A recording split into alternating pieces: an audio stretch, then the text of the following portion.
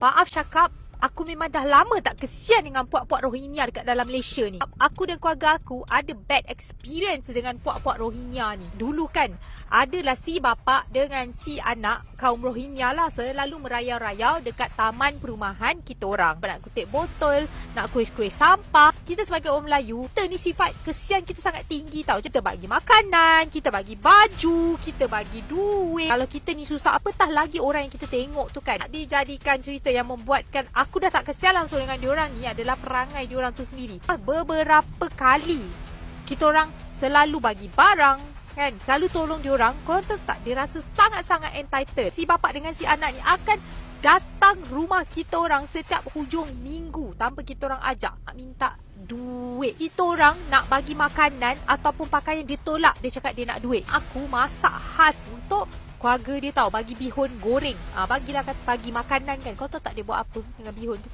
Dia campak dalam longkang tau. Dia bukan buat dekat keluarga kita orang je tau. Dia buat dekat keluarga orang lain juga, dekat jiran-jiran kita orang.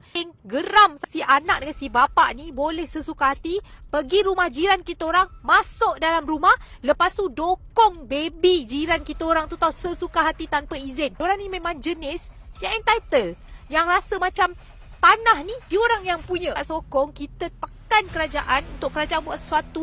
Halau puak-puak Rohingya ni, pergilah ke mana-mana, pandai-pandailah dia orang nak hidup. Ni pun ramai rakyat Malaysia yang susah. Tolong orang asli, bagi hak dia orang. Rohingya, sila balik ke tempat asal kau.